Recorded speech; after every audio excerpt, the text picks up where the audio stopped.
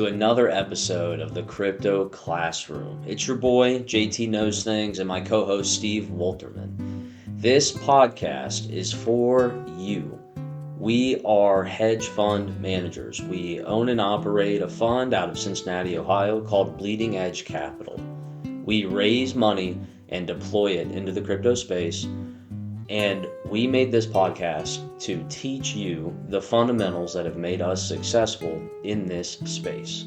We are discretionary long and value investors. So if you've been looking for a podcast that explains the technology simply and helps you understand the time frames and the expectations that you should have when you're in this space, and you're looking for a place of very robust information and a calm energy. We want you to understand the ups and downs, the ebbs and flows of this market can cause a lot of emotional decision making, which is not ideal. So we want you to understand the fundamentals. We want you to follow the number one rule in investing, okay? That is to understand your investment. So sit down, get out a notepad, get a pen ready, and learn alongside Steve as I teach him basic technological principles of why we love blockchain, crypto, everything computer science as it pertains to this industry. Thank you for tuning in. Let's get right to it. Hi, welcome to Crypto Classroom. We're your co-hosts. I'm Steve Wolterman. This is Jake Tolis. Sometimes we'll call him JT. Together, we are part of a company, Bleeding Edge Capital. And Bleeding Edge Capital is a GP and a crypto hedge fund. About a year ago, I met JT. My background, I have a small law firm.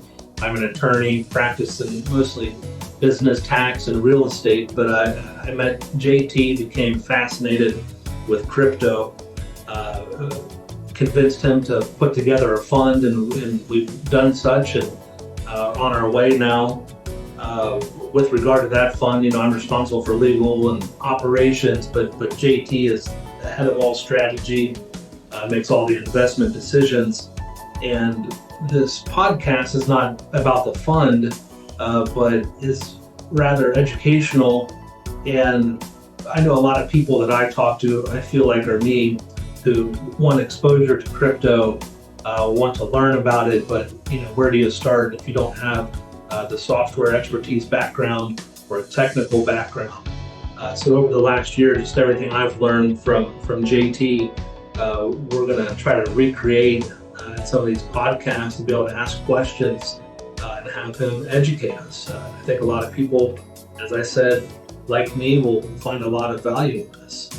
Hey guys, before we get into the episode, I want to remind you that we are a discretionarily long fund. That means the time frames or time horizons that could be referenced in this episode, the shortest period would be 3 months, and at most we're talking about 5 years here. So when you hear about a new development or trying to understand the fundamentals we discuss in these episodes, just relax and have the perspective that this will not play out for an extended period of time, and you have time to do something about the information you learned here today.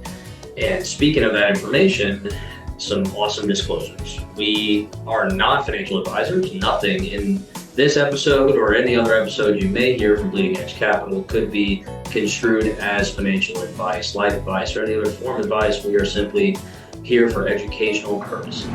All right, guys, welcome back to another episode of Crypto Classroom. We're taking another approach again. We have an additional guest here with this episode, Matt Snider. He is a founder in the space. He's a veteran, and we thought he could bring a very cool perspective on the industry and what he has going on for you guys to hopefully take away some really interesting perspectives after we kind of go through his background and what he's working on.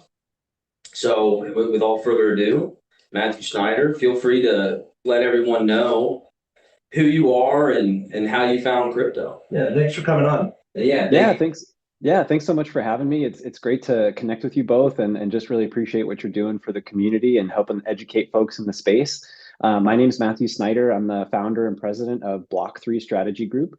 And our organization was put together to help businesses, brands, and entrepreneurs better understand how to use cryptocurrencies, blockchain technologies, and the wider Web3 ecosystem to enhance their business, generate new channels of revenue, and build in new user experiences. I come from crypto and in the blockchain space back in 2016, 2017. And it was a really amazing time because I was always in the background of financial markets. I have a bachelor's in economics and my MBA is in financial decision systems. And I've always just appreciated investing and sort of how money works and behavioral economics. And so when I really got into crypto, it was this really cool way for my friend and I to buy beers for each other. And that was the way we were figuring out how to send money to each other without it being a whole big thing. And oh, your Bitcoin is up a little bit today and your Ethereum's down a little bit. So it was a cool way to dip your toes into the ecosystem. And participated in a ton of different projects since 2017. Just been really excited about where the space is. And as the NFT boom started, I realized I could create a consulting business around that. My background is in consulting. I've done management consulting for Big Four and boutique firms for a number of years and focusing really on the financial and marketing sides of that. So crypto and blockchain really kind of mesh in there. But when I took that to senior leaders, they kind of said, nah, we're not really interested. And so I said, okay, I'll make my own consulting business. So we started focusing on NFTs. Last year, I got my registered investment advisory license. So Block 3 and myself are registered investment advisors, which means that in a world of people who can't give financial advice, we literally can and do. And so this year in January, we also launched our book. It's called Warren Buffett in a Web3 World. And what we did was it's too bad. It's a little fuzzy on my camera there. But what we did was we took over 1,200 pages of Warren Buffett's shareholder letters and we condensed his wisdom from investment perspective into an easy to read, snackable guide for people in the Web3 world. So in a space where people don't really like Warren Buffett because he hates crypto so much, we thought, okay, that's fine, but you can still learn a lot from a guy who's generated 20% returns over 65 years and a 36 million% total return. So maybe you should listen to what he has to say. And so that's why we created that book and that launched this year. And as far as this year goes, we continue to just engage with our clients and provide advice and education. I've traveled to a number of different college campuses recently to help engage undergrads and graduate students on this new technology frontier. And we are getting logistics in place to launch our own fund. That's going to be targeting between $10 and $15 million as a raise. And we've got a unique approach to pairing cryptocurrency, blockchain assets with traditional assets as well for investors who are looking to de-risk some of their exposure to the crypto space. So just again, appreciate the opportunity to connect and look forward to the conversation. Yeah, that's awesome, man. You couldn't be more aligned with our fund and what we're doing. You know, right on our website, it literally says if Warren Buffett invested in blockchain, right? That guy is notoriously a laggard, but in general, the investment thesis, which I bet would be a really good conversation for people to understand, that could be the direction we take here. But value investing is centuries old, and it has the highest probability of success with enough fundamental research. If you understand, if you don't violate rule number one, understand your investment, you'll be fine, right? Well, I thought rule number one was never lose money. And then rule number two is don't forget rule number one. yeah. If that's how it was, that would be excellent. We'd all could do that. Right. Yeah.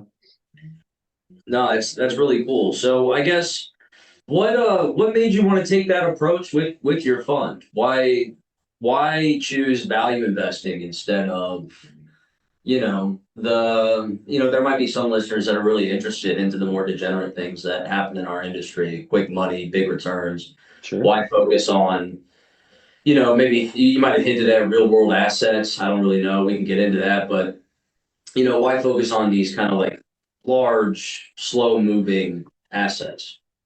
I think as the space matures, we're seeing more and more people with larger institutional access, or think of endowments or philanthropy. These kinds of organizations and people are going to start looking to say, how can I even take 2 or 3% of my cash holdings and expose myself to something a little bit more with an upside that has a little bit more risk to it? And I've always been a fan of saying like Web 2 and Web 3 are really a Venn diagram, right? Like we're bringing these things together. It's not like we're pulling one into another and we have to change up this whole dynamic. It's not mutually exclusive. We can play both sides together. And right now, when you look at the market, if you look at a crypto hedge fund, it is explicitly cryptocurrencies. It's explicitly baskets of goods and cryptocurrencies. And they may have indexes. They may do things where here's a basket of goods that will de-risk your overall exposure to the market. But the truth is, crypto is still very risky and it's still very volatile. So we figured we could de-risk that even further by saying, hey, let's pair that with maybe some traditional assets that are either real estate based or index based or security based, so that we create a little bit more of a general basket that de-risks it even further to get people who are now saying, oh, we see this BlackRock ETF, we see some of these new institutional players coming into the space. Maybe he's doing this in a way that's a little bit more concentrated, not so much in the risk asset or the riskiness of that asset class, but sort of doing a little bit more of a general, sort of landscape of the environment. And also making sure too that we put all these assets to work. In many cases, a crypto hedge fund might put their assets in just a traditional wallet, and they may use staking or lending to generate returns. But there's also other ways to do that with traditional assets as well. So everything that we're going to be putting into our collective fund will be working to produce passive income additionally as well. Again, that further de-risks a potential position, and we just want to make sure that we provide that value as best we can. Would you be willing to give the audience an example of how you would do that? Yeah, so there's two really easy ways to do it. So if you think of like a Bitcoin or Ethereum in some sense, right? You've got different ways that you can either participate in a node or you can participate in lending. And so in this sense, you're putting the capital to work. If you went and looked at, say, a traditional asset like Nike, for example, you could always take dividends, right? Or covered call strategies or cash secured put strategies, where all of a sudden you're putting these assets to work using options or derivatives in some other way that take advantage of you holding those assets anyways. So that's probably one really good example of how to do it. That's interesting. Okay. Yeah. Why, I guess, what interests you about, I would assume you're very passionate about this. If you're about to go raise 10, $15 million, what, I guess, pushes you to take that approach? What is do you feel like there's this void when high net worth individuals could be shopping different funds? Because, obviously we have a fund as well. And Mm-hmm. we are exclusively in crypto. And a part of my yield strategy for sure is, lending, usually flash loans, right? Because you can get 8 to 12% in a 30, 60, 90-day time frame, which is incredible. Or Mm-hmm. you can stake, basically turning Ethereum now with the merge. It's basically a treasury bill, Mm-hmm. right? I mean, so what is the unique value proposition? Because holding ETH and staking it, in my opinion, is a very secure way to get modest yield. Mm-hmm. Yeah, I mean, I think that when we talk about differentiation, it's kind of a challenge at this point because everybody kind of knows what the heavy hitters are from a token perspective. There is always a question of, okay, as you go further down the top 100 or top 300 or 500, maybe there's a way to have a small subset of your positions or your total fund that are invested in what we would consider high risk altcoins. Again, capping you from a risk perspective, but giving you that ability to reach the upside. So over 23,000 cryptocurrencies in this space, and most people don't know past Bitcoin and Ethereum, right? So it's become really difficult for investors to know what baskets matter, right? If you go look at Morningstar, they'll tell you here's 50 different index funds, right? Some are small cap, some are mid cap, some are large cap, some are blue chip, some are red chip. I just made that up. No red chips. But like in the same sense, you still have to know what's in the bucket, what's in the basket, what makes the most sense to you. And so I think being in the space so long gives us some credibility to say we've had some winners in our current portfolio positions where we can say, look, here's things where we think are going to continue trending forward, and we are going to be the ones to sift through those particular tokens for you. And as holders, as you know, the security aspect of this is a nightmare, and it's a very clunky user interface. Nobody knows how to do staking, yielding, at least from the traditional retail sense. Most folks don't know how to do that. So the value proposition becomes very clear to somebody who is a high net worth individual or accredited investor to say, we're going to take care of all this for you from a security perspective. And we're going to be finding ways to, again, de-risk your cash where you may not want to be fully in crypto. And that's just an option that we want to provide to people where we want to, we may not have the highest returns, but at this point in time, there's a huge market swell coming where you've had a depressed market for 2 years. You've got a whole bunch of new catalysts coming in 2024. So the question is not really like what or how or why, but how, like, really how far you can take this. And putting it in now is really really a big impetus too, because you don't want the FOMO to be there when investors come, because it becomes really really difficult to impress them when they are in a depressed market and they don't think you're going to do very well and it's very boring and not very interesting. That's why I go to these people now. Your day zero matters a lot. And so I think beginning of 2024 is going to be our day zero, and I think that's going to take us in a 4-year tranche in a pretty good spot. I think we have a lot of very similar thoughts on this. I would love to hear just between the two of you, kind of share a high view of what you're looking for when you're looking at the crypto assets. What kind of attributes. How you're. Nobody's asking for the secret sauce, but what are you looking at?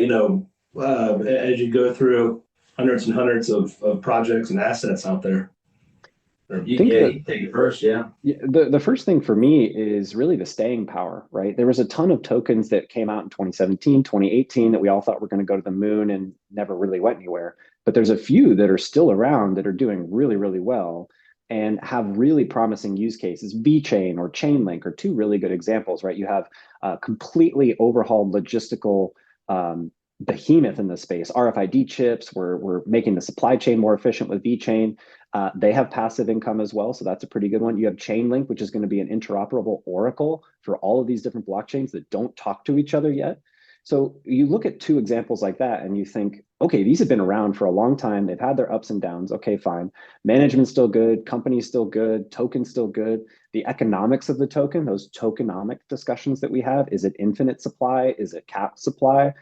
Those are considerations that you would take into account because, as we know from the traditional stock market, increased shares is a dilution to the shareholders. So if you have an infinite supply, that's always kind of a concern, unless you have, in like Ethereum's case, a deflationary mechanism that makes this not so inflationary in many respects. Yeah, and for me, all of those metrics are on my checklist. I have a 21-point checklist, right? Age is probably my top 10.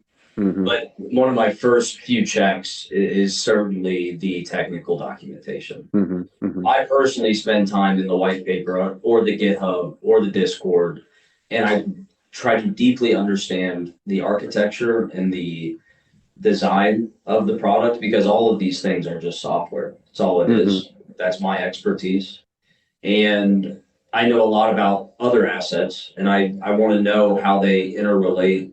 A lot of people might have just false conceptions of how things could be adopted because they don't understand the relationship between VeChain and Ethereum, for example. Mm-hmm. Mm-hmm. They don't understand the relationship between Chainlink, Ethereum, and Hedera.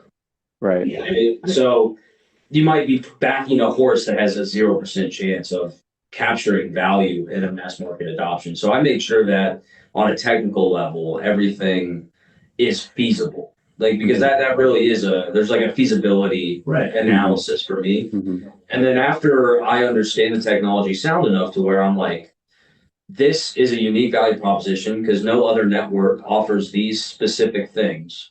And I also know, if we're thinking about Venn diagrams, there's really no overlap. There's no conflict. There's very little competition because I understand all the different individual pieces on the chessboard from a technical perspective. Right.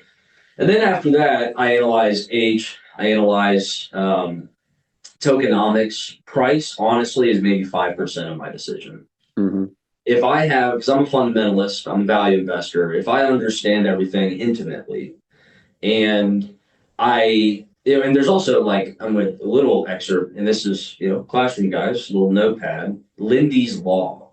Mm-hmm. It specifically says that in a non-perishable good, the longer it exists, the longer it will be around, right? For example, and the probability of it being around longer is greater. So a good example would be, it's highly unlikely that a 10-year-old will die in the next 1 year. Mm-hmm. But it's very likely that a 7-year-old will die in the next 10 years, right? That's kind of Lindy's law. It's in with technology and innovation, an idea, a paradigm, whatever it is. Those are non-perishable things. Yeah. The longer they've been around, the longer it's more likely they will be around longer. So age is a really big part. And then after that, and this is probably my kind of unique thing, it's going to be network analysis, like Metcalfe's law, right? That's another one. The value of the network is the amount of nodes squared. So if there's a disparity between price and network activity, I find you can make a lot of margin there. And hearing that, you're getting into the technology, and this is all software. People I talk to, I myself for so long thought, this world is just a bunch of tokens that really don't do anything. And I think so many people scratch their head of like, what's behind this, and it's software. It's applications are going to, change the way we live. We might not know it, it's happening. But, I think a lot of people don't understand that what we're really talking about here is software. Even in Web 2, they don't know. They just know when they hit the power button on that computer, the little ding, ding, ding, Windows sound comes on, and the operating system, they don't know what's going on, but then they can click the little start button, and then they can, it's all solved. So you kind of said before, this is, the chance to invest in the underlying software that created, the opportunities for the giants of the Web 2 era, in the 90s and early 2000s. And, it's hard for people like me. I'm starting to come around grasping that, but it's super, super cool. Yeah. I teach a class called Blockchain Made Easy, which would be perfect for you, Scott.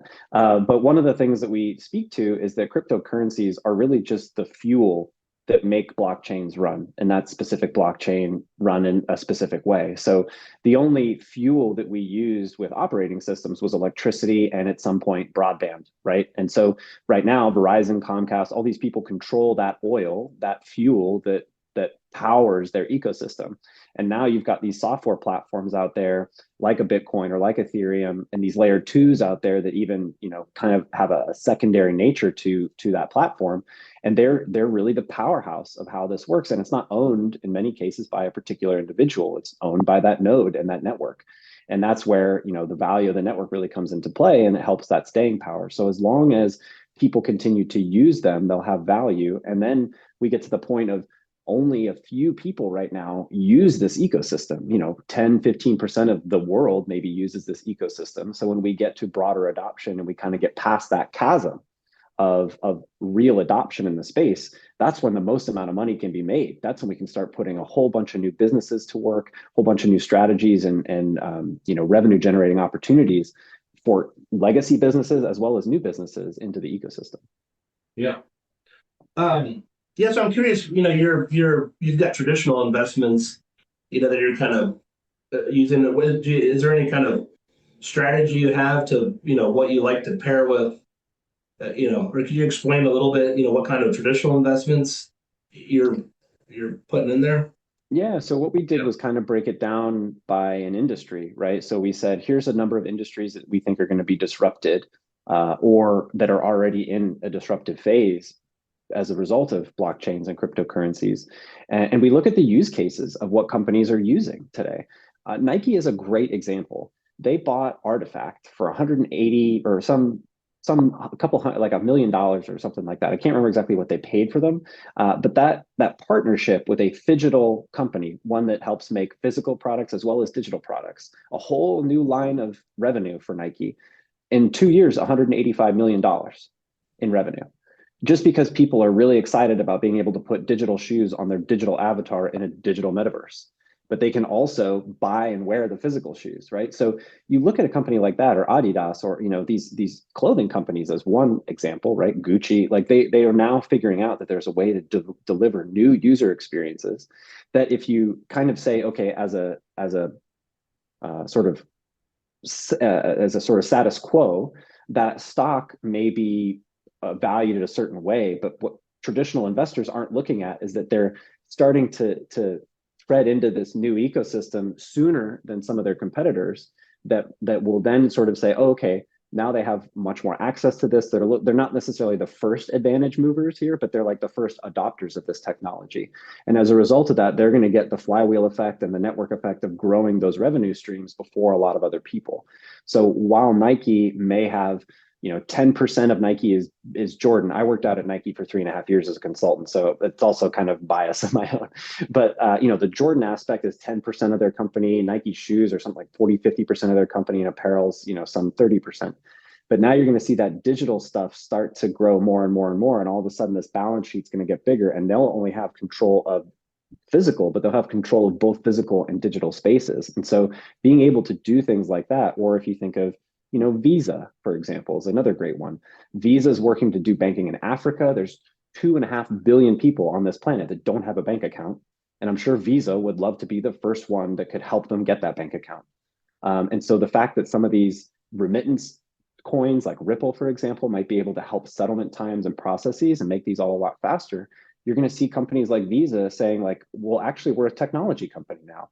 And that's pretty cool. So I think those are two examples of ways that we look at it to kind of think, okay, let's pair, for example, Ripple with Visa and say, hey, now you've got a sort of de-risked asset class because Visa is also a very strong stock, pays dividends, and you can use it in other ways. Like you'd still be a holder of that, even if you weren't really interested in the crypto space. That was excellent. That really hit the example on the head that I asked for earlier. That makes a lot of sense. That's very interesting. Have you taken, well, actually, before I ask you that question, I'm curious, maybe 10, 15 minutes ago, you said that one of the value propositions of your fund or fund managers like the both of us, right, is to analyze 23,000 tokens and decide which buckets are worth a shit. So in your mind, like, what are the buckets that you're looking at? What are you most excited about? It sounds like you're very excited about CPG, consumer product goods. Yep. You're very excited about NFTs. So that's going to be primarily like the social layer of Web3. That's going to be mainly Ethereum and ERC 17 and 20 tokens. But where else are you looking? Definitely finance, definitely Web3 gaming. I think that the fact that somebody paid over $1 million for a CSGO knife skin, an asset they do not own, they cannot sell elsewhere, is a huge, huge opportunity for these organizations to start saying, oh, let's just put this stuff on a blockchain, let people own it, let people trade it, take secondary sale royalties from this, and create a marketplace where people can sell all this stuff interoperably, right? Like maybe I have a CSGO skin and you have a Diablo 4 skin, right? Foreskin is not the way I was thinking of saying it. I I'm not a funny guy. I wouldn't have even noticed it until you said something. I don't get bugs. I never have. It's a Friday. What can I say? But the point still stands. There's a whole ecosystem that's not being used, and the gamers are not the owners of that stuff. So now you're going to have this opportunity where not only they love playing new games that give them access to assets that they can own, but now you've got kids who are going to be making hundreds of thousands of dollars or tens or 20 thousands of dollars before they're 18, playing Fortnite and all this kind of stuff. Like that's amazing. And they're going to be the ones growing up with this stuff, and they're going to be the ones who run through an example of how a 14-year-old will be able to utilize that to make money. I got you. Because I was actually in this position. Okay. Back when I was just pushing lawns at 13 to make a PC to build my first one. It was just so I could play World of Warcraft. That was it. And I played it 16 hours a day from like 13 to 15. It was ridiculous. I got in the top 500 in the world. Okay. So in this, there's a monetary reward if you're elite. So back in the day, got invited to play. We couldn't afford it, but I got invited to play in Korea, right? Or South Korea or Japan. I forget where it was. But that's the only way you could play in tournaments. I'm like Nintendo. Yeah. Right. That's the only way you can make gaming has evolved, but so when you were 13, somebody this time, Okay. So my account, right? When I was like, I need to go make money. I need to, stop. Playing World of Warcraft as much. The account was valued at like $10,000. That's what someone was willing to pay for all my login credentials to have the character that I had built. Okay. Do you see what I'm saying? But it's illegal to sell it. You have to be great at the game to unlock new features, and you build this something like that. Yeah, I was in a top tier guild. You had to have a certain ranking to even talk to them. Yeah. So it's reputation gated, Okay. right? And you have The to web, invest a lot of time. yeah, Uh, the great Web3 use case is about a game that was created by Yuga Labs, who created Bored Ape Yacht Club. They had a game called Dookie Dash that came out earlier this year, and it was just a trail runner game. And the first prize was a single NFT key. And the person who won that key was able, because of market value and sentiment, sold that key for over $1 million.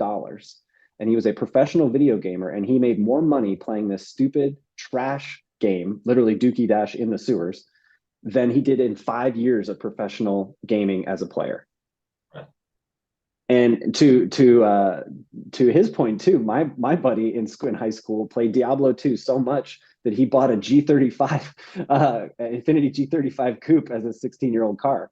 So right. like you could do that stuff back then, but it was illegal. Like you could, not illegal, but like they would ban an account or you could lose all that stuff and you wouldn't have access to it. So now Yeah. you've got the democratization of that where people can own that, and now you've created a whole new way for people to engage. It's like a gig economy, but you don't have to drive Uber. You can just play games. Yeah. Instead of the social fear in that, you're just gonna have kids will never leave their room, and we'll just. Have you ever seen Ready Set Player One? Yeah. No.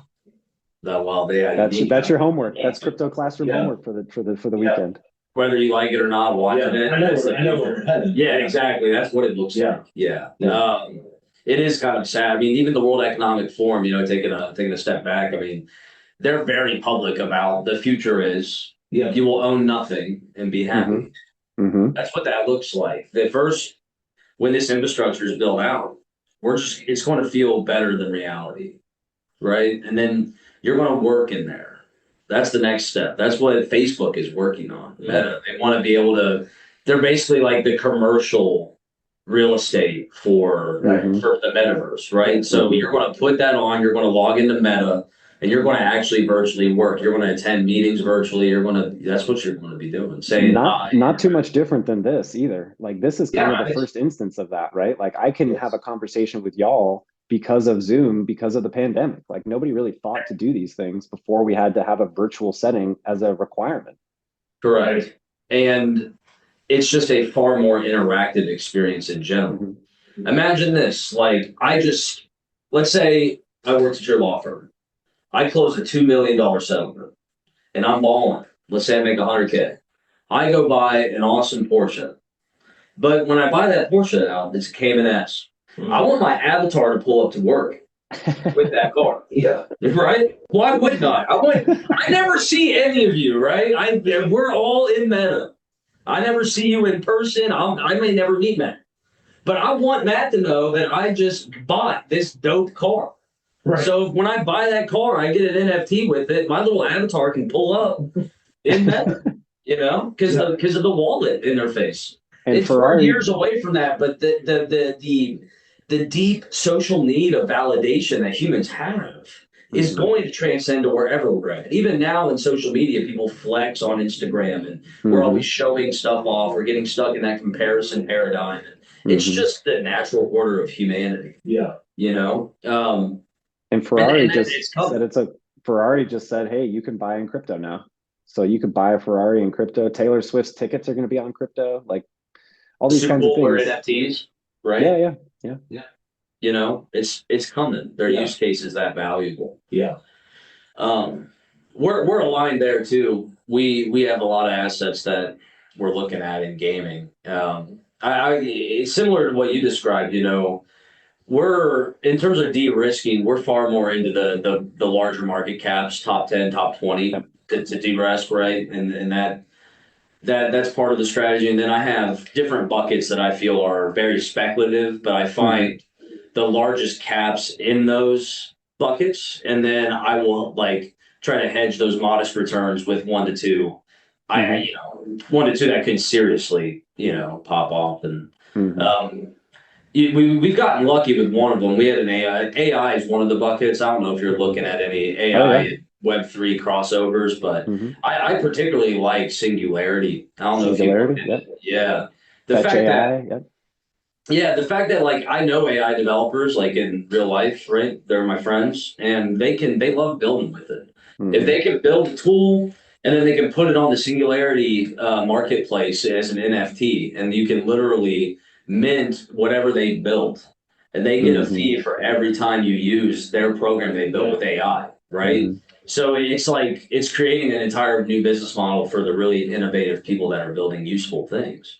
And if someone uses that and they create a gangbuster application like friend.tech, for example, the developer that made that initial contract that this company used, he gets bang. And then Singularity gets a fee for facilitating that relationship. So that's a very exciting one.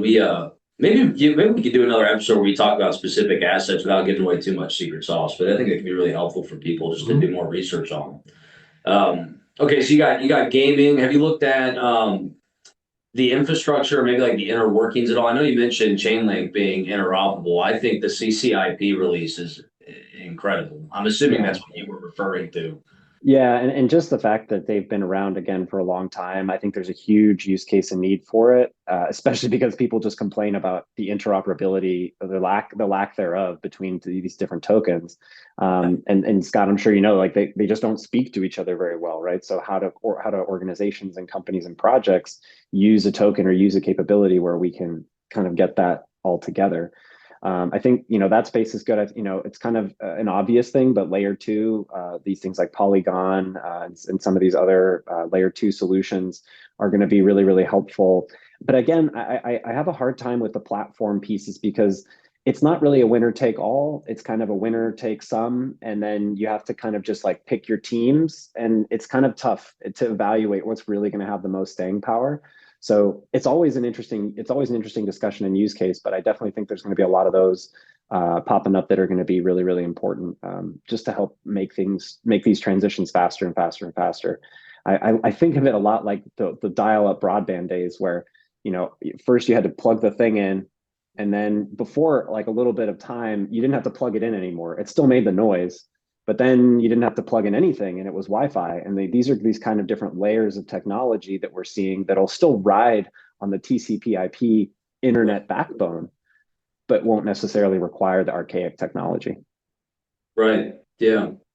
The before we close out here, I did want to ask you. You keep mentioning layer twos, and I've been talking probably a year now. Really, is what Matic has been on my list for 2 years. Before any other layer two. Just to watch, we go back to my metrics, the network activity. They've been cannibalizing Ethereum transactions over and over and over again, right? They went from 1% to 3%. Every quarter, they were almost doubling the amount of transactions they were covering, to the point prior to the merge, they had almost 15% of all network transactions on top of Ethereum. Which was indicative of like that is how we scale Ethereum, and Matic was the first mover. But now we have almost 80 layer twos that are built on top of Ethereum.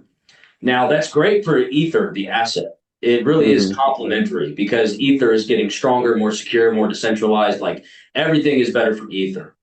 However, trying to pick what I think is happening, and you can look at the Matic price, right? Like what's happened over the past 90, 180 days. Like I think the value capture at the layer two level is being democratized to the point where I don't know if you've thought about this, but how these assets are going to capture enough value to be a reasonable investment, right? Like why hold Matic if Ether's going to get,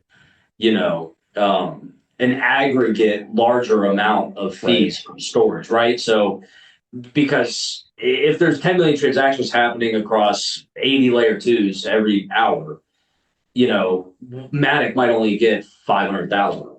Right. And then from there, that's how they capture value. It's the transactions fees because their value proposition is just, off-chain execution, right? Yeah. And they're all just competing to be, it's no different than the L1 wars back in 2016, 2017. Yeah, I was just thinking the same thing. They're all competing in just a different microcosm. So you're better off just aggregating more capital to something like Ethereum, where it's a winner by itself. And by the fact that people are building on top of it shouldn't matter, right? It's like, this is a chosen protocol that people are using. And that's where you want to concentrate the holdings. But again, there's something, I love talking about the barbell strategy here, where like you have very non-risky assets comprising maybe 90, 95% of your portfolio and 5% that are super, super risky. And the challenge is when you're talking about crypto, people think it's all risky. But if you right, if you take that same approach in that microcosm and you say, okay, let's put 95% in the top 10 or the top 5 or whatever your big holdings are that are less risky than the real alt meme coin kind of situations, that leaves you this nice little bucket to say, all right, let's go figure out what might work and what might not work. And that's where you kind of go say, yeah, I don't know which layer 2 it's going to be, but it's probably going to be one of these 3 or 4. And you get to do that little Monte Carlo simulation a little bit easier and a little bit easier to sleep at night and a little bit more like VC style than really having to worry about a larger, riskier position. That's exactly how I'm allocating as well. Do you have your top 3 layer 2s that you're interested in? I still probably I haven't really done enough research, quite candidly, on the layer 2s. I know there's a bunch out there, and I know that they're part of my overall strategy, but I'd really, I'm still open. I'm still open to like what might be the best options. And I think Polygon is kind of a default, like you kind of have to have some Matic in there. But I would love to, hear cases from people and more research about other ones that might be of interest. Yeah, maybe we could link offline or something, but I'll give you some rabbit holes to go down. I would look up the difference between optimistic rollups and ZK rollups. Yep. And then I would look at ZK sync, optimism, and arbitrum. And that's for the people at home too. I think those were the first movers after Matic. Matic launched the zero knowledge EVM first, months ahead of everyone else. That has shown that we can have Ethereum doing thousands of transactions per second as a throughput, which is just incredible. Then ZK Sync came out with a more secure, faster executing ZK EVM. They were like the second iteration of that. Better than Matic? Yeah. And that's where I was starting to like reach out to you. I was like, man, this is getting crazy. And then now every month there's like 10 to 15 layer 2s coming out. And there's layer 1s that are turning into layer 2s on top of Ethereum. Because they would rather have they'd rather have their network more secure using Ethereum than their nodes and their staking protocols, because them to build their own kind of silo, if you will, would take a lot more effort than just porting all their users that they have right now on top of Ethereum and then using Ethereum just for storage, just for data availability, and then actually just being the execution for all the computations that they need, right? So I just see Ethereum becoming the base layer of millions, possibly, of layer 2s over time. And then the application layers are what people interact with. And whatever that application chooses as a stack is up to that founder, right? Yep. I think it's just a stronger and stronger case on the long-tailed adoption to back Ether and let the rest sort it out. The past 6 months, I've been curtailing my allocation into layer 2s because I just feel like it's going to become saturated and value capture is going to mitigate over time. But Ether is going to scale and be more valuable because of this. Yeah, I completely agree. I don't think it makes a ton of sense to go down that rabbit hole. If you gave me the same $100, I would still greatly take Ethereum just because it's been around for so long and you have so many developers on it and you just don't know what's going to pop. It's like the ICO thing, right? Like these all sounded like great ideas. And I'm wearing a shirt right now that says Bloom. And that was like the democratized credit score company that came out in like 2017. I wrote blogs for them and they gave me a t-shirt that I still wear today. Nowhere, completely nowhere, ahead of its time. but like, the ones that stay around the longest are probably going to be the ones that yield the best long-term results. Lindy's Law, baby. Yeah, it's a good one. Yeah, it is a good one. Well, so before we head out, I'd like to hear your 10-year prediction and the number one thing you're excited about in 2034. If the technology being adopted the way you see it, all the growth that you're seeing, what is your most exciting prospect in 10 years? 2034 will be buying tons and tons of things with Satoshis because Bitcoin will be so expensive that like the fact that they have 8 decimals is going to be so important because that's what people will get paid in. People will want that as part of their ecosystem. You're going to see a lowering of volatility over time. It's going to be a lot like gold in that sense, where you're going to see a lot less volatility as more and more adoption comes. You're going to see a ton of interoperability. But the other benefit here is you're going to see none of this because none of it is actually going to be showing to people, right? The user interface is going to be so good that we're not even going to know that we're using this stuff. And we'll all be watching this from our yacht or island, presumably, because we were having this discussion 10 years sooner. Yeah. But I really appreciate the time, and just thank you both so much for hanging out and having a great discussion, and just look forward to staying in touch. Awesome. Sounds great. Thank you. Yeah, thank you. Yeah, right back at you, man. We're excited to be just meeting people in this space, and you've been a great addition to the show. Hopefully, the audience has taken away some valuable information about investment strategies. Different ways to do things. So, really appreciate it, man. Really appreciate it. Yeah. Hope you learned something, Scott. Yeah. All right. Thanks. It's your boy JT Knows Things, and I'm back to give you those sexy disclaimers. Everything in this cast cannot be interpreted as financial advice, legal advice, accounting advice, and pretty much any other advice that you may or may not be gleaning from the episode. We are simply documenting all of our research for an educational purpose only. We thank you so much for tuning in and your support, and until next time.